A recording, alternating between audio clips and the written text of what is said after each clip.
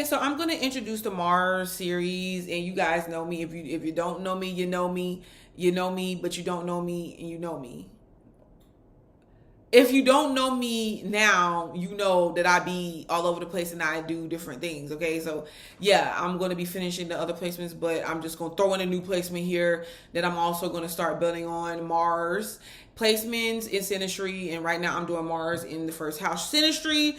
And here we go, because this is a very attractive couple. Like, if you see them, I'm talking like sexy type attractive, and it's not necessarily because people see these two and they're like, oh, they're sexy, like the way they look. It's because of the vibe that the couple has. A lot of times the couple can seem like really in sync, because like, have you guys ever heard that saying about like how we feel? Like, usually what we do, how we feel. And that's just like in all parts of our life. Like, if we're feeling confident, right, we do confident things. We do things that we would not usually do if we weren't confident. If we feeling like we our health is good, it may affect our energy in a beneficial way, right? Okay, so if you're feeling like you're highly attracted to somebody else, like sexually, and you like they vibe, and you're always touching them, and you want to be around them, that attractiveness and that feeling that you feel about the other person rubs off. Like, it rubs off to people outside of that connection, and they feel that. Energy is just what people feel. Energy is what we are. Like, I get tired of having this conversation with people that don't believe that energy is a thing. It's like people get mad about just energy. Like, you learn this in science. Yeah. That a table has energy. When we're talking about matter.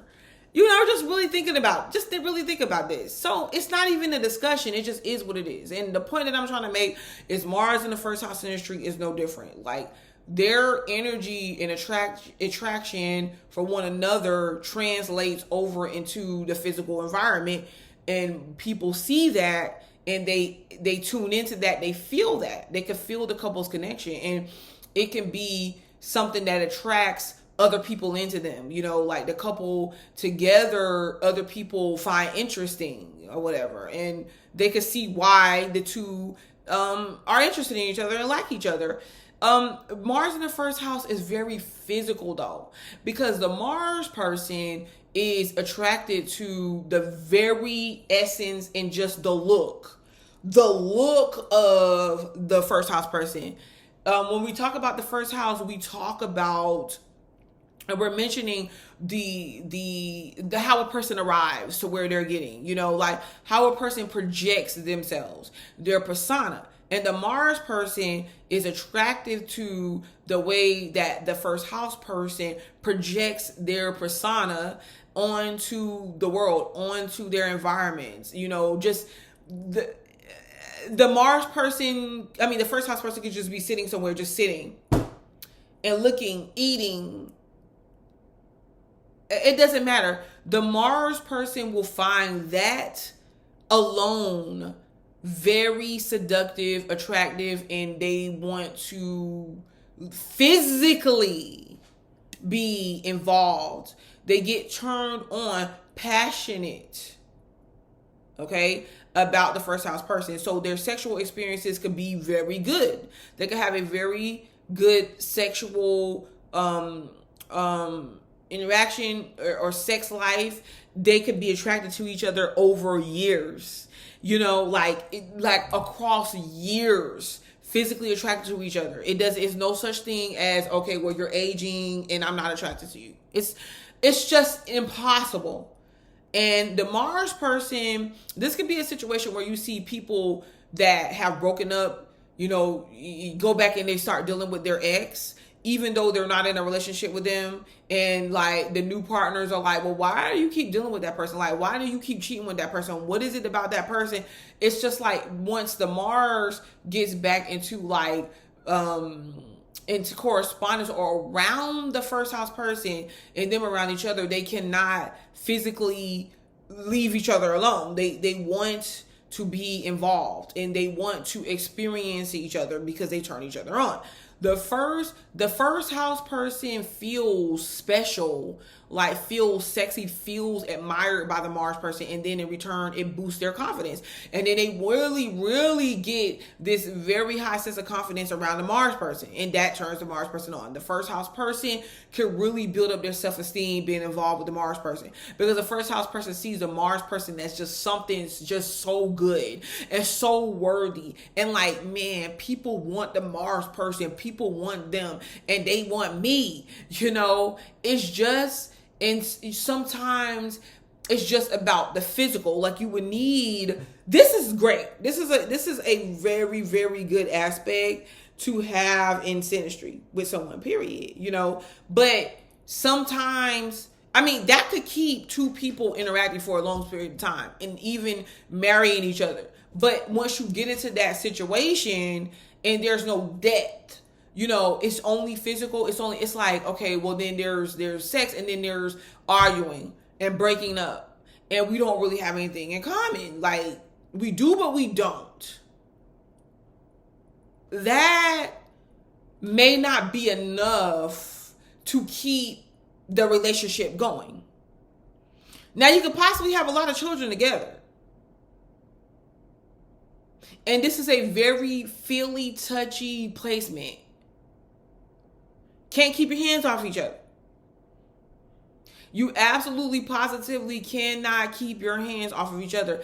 And the first house person, this is the Mars person, cannot keep their hands off of the first house person. And vice versa. And the first house person loves it. These two can spend a lot of time having sex with each other. And it just is what it is. Like, as soon as they see each other, that may be one of the main things that they want to do. Okay? And like I said, the first house person loves it. But this is the thing too. These two can argue, fight, or have disputes or competition all the time. And that is the problem. Because when it comes down to really having to work together, it's hard for these two to do. It's where they work together at is in bed, and then that becomes a competition sometimes, you know. And because it could be like the Mars being very aggressive, and it can almost feel like, man, like, is he having sex with me, or is he like fighting me? It's because the Mars person can let out their aggression through sex on the first house person, you know.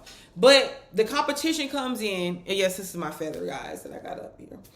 The competition comes in because it's Mars here, and the first house, at some point, you know, you got the first house person that is really trying to go towards their goals and what they're trying to accomplish and be great and be confident. And the Mars person, you know, sometimes becomes a little bit, you know, insecure with that.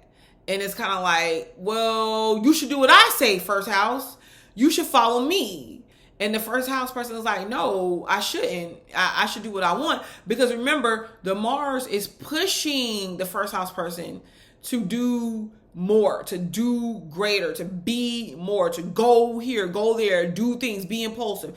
And then they start really becoming impulsive in life altogether and with each other. But you know, it then the Mars person feels like they have to do something better, like even better than the first house person.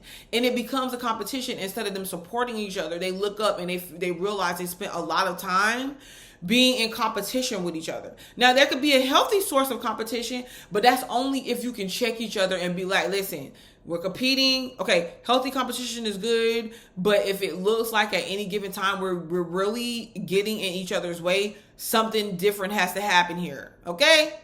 All right. This has been Mars in the first house in the industry. I'm Butterfly to the Light, and you know I'm going to be back.